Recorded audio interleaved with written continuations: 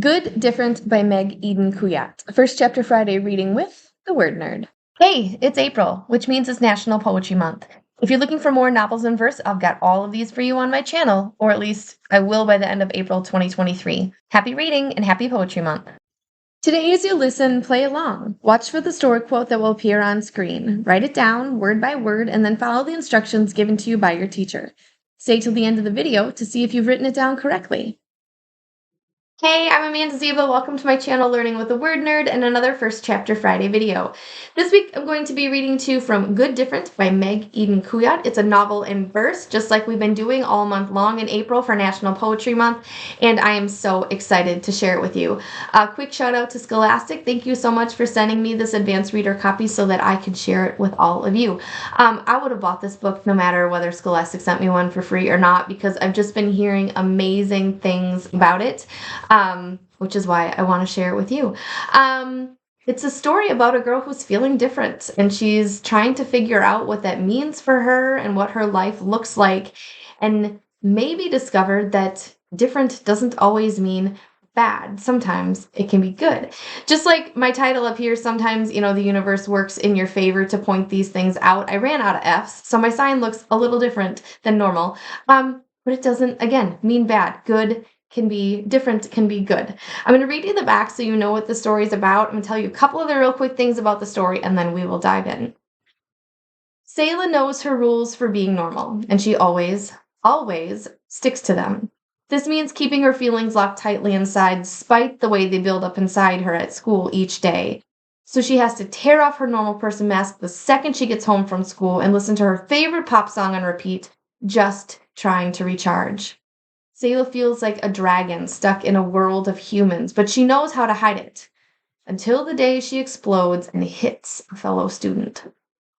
Selah's friends pull away from her, her school threatens expulsion, and her comfortable, familiar world starts to crumble. But as Selah begins to figure out more about who she is, she comes to understand that different doesn't mean damage. Maybe different can even be good. Can she get her school to understand that before it's too late? Before I read you the first few pages, I want to let you know that one of my favorite pieces of this story was all of the amazing figurative language sprinkled throughout, especially the similes. Meg's simile game was on point. Here's just a couple that I adored. Such great visualizations as I'm reading this. I looked my teachers in the eye when they called on me. I stuffed my feelings into my chest like used tissues. Where's another one? Everyone curls into their sleeping bags, turned away from me like I'm a landmine. Everyone's afraid of setting off. Where's one more? One more good one. I swallow my racing hummingbird heart. That would not be a simile. That would be metaphor. But so many good ones sprinkled throughout this. So teachers, be ready to have that amazing tool at your disposal as you teach it. The dedication page says, for all folks on the spectrum, wherever you are loved and valued and worthy. Good Different by Meg Eden Kuyatt. The first time I broke down in front of anyone was in the middle of the evil place. Walmart. All the people and noise pricked inside my head like 100 shirt tags. It was Saturday and the aisles were crowded. People yelled, the overhead music crackled, some sour milk smell spilled through the air and turned my stomach, and Mom wanted me to decide on a new pair of jeans from the millions of racks. All of a sudden, the whole store, screaming kids and stiff AC air, was folding in on me like two tight hugs from strangers. I ran, locked myself in one of the changing stalls. Mom banged on the door, but I balled up on the dirty tile floor and cried and hyperventilated till my head stopped spinning and my eyes dried enough for me to see. When I opened the door, Mom pulled me out of the store, ditching our groceries by a mannequin in red, whites, and blues. Once we got in the van, she locked the doors. She let me cry. She opened the glove compartment and gave me a pack of cookies. I always keep some goodies aside for a bad day, she said. But when I calmed down, Mom said, Selah Godfrey can never, ever cry in the middle of a store. Always hold it in until you make it back to the car. That became the first rule for my list on how to be a normal person. For Mrs. V's homework assignment on Why I Like Pebble Creek Academy by Selah Godfrey. Why do I like Pebble Creek? It's a silly question, of course. I like Pebble Creek, I just do. I like the sound of the whole class reciting the same jingle or singing the same song together. I like learning words like ubiquitous and omniscient that always surprise non-Pebble Creek adults. I like the way my best friend Noelle wiggles her eyebrows in that goofy Noelle way and makes me laugh when we're in class or on cleanup duty. I like that the stairwells smell like Pebble Creek stairwells and the classrooms always smell like Pebble Creek classrooms. I like that I've been in the same school building every year of school and know where all the rooms are. At Pebble Creek, there's always a way for doing everything. Raise your hand to speak in class, electronics off and put away, no makeup, lunches and jackets on the shelf in your assigned spot just outside the room. Even though lots of kids complain about all our rules, I like that I don't have to think about what to wear and know what I'm supposed to do. Everyone at Pebble Creek is part of the Pebble Creek family, and it really feels like that. Like all the teachers are my aunts and uncles who always tell us at the end of the day, you are loved and worthy and can do great things. At Pebble Creek, all kids invite each other to each other's parties. Even if we aren't all close, they're always there because we're stuck with each other in the same classes each grade, so we kind of have to get along.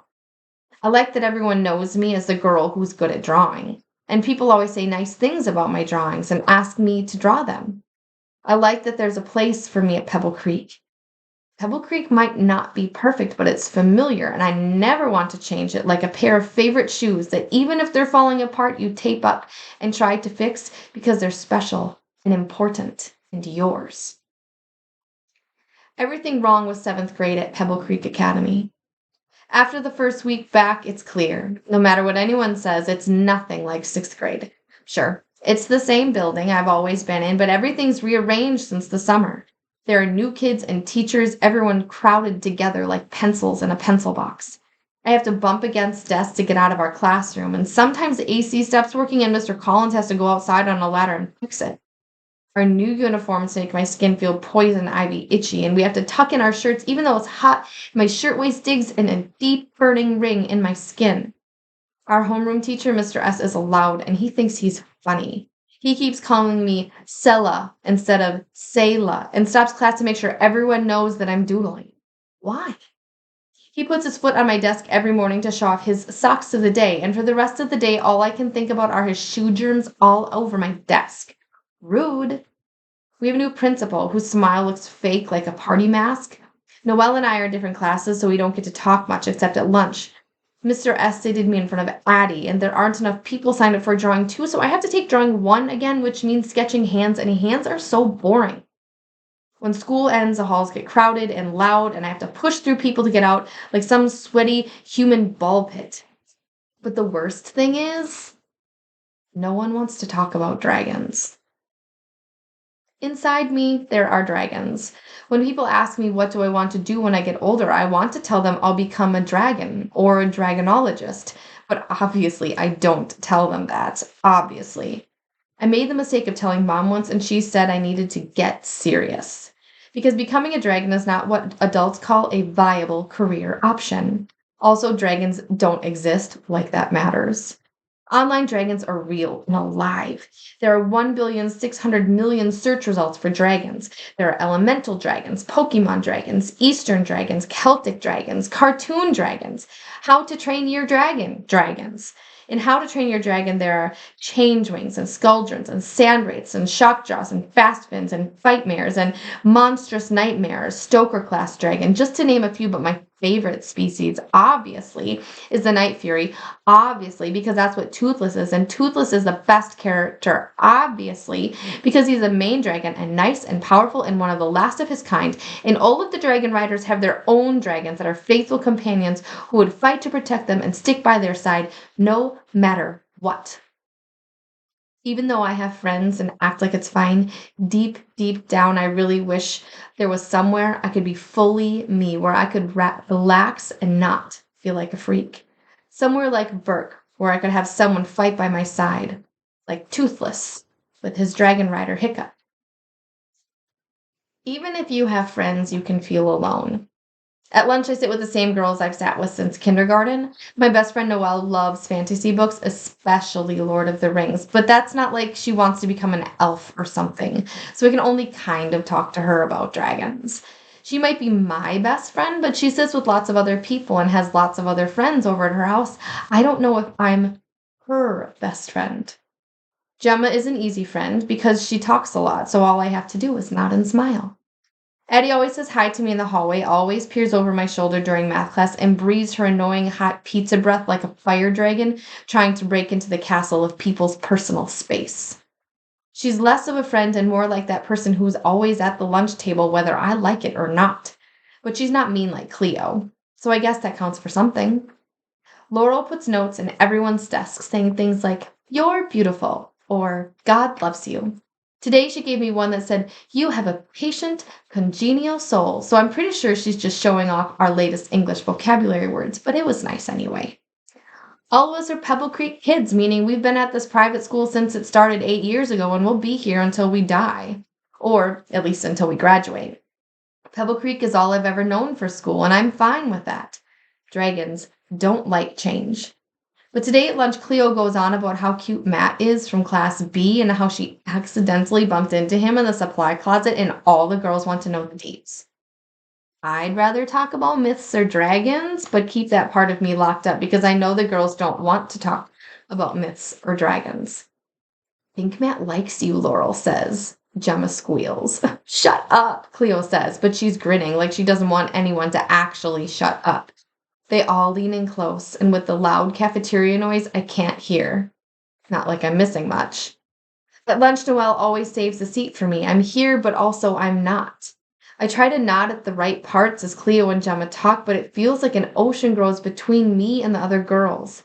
"Did you see that video? Oh, I love that one. I can't believe Mr. S said that. He's so weird. I hate piano practice. Did you see that girl randomly dancing outside? What a weirdo."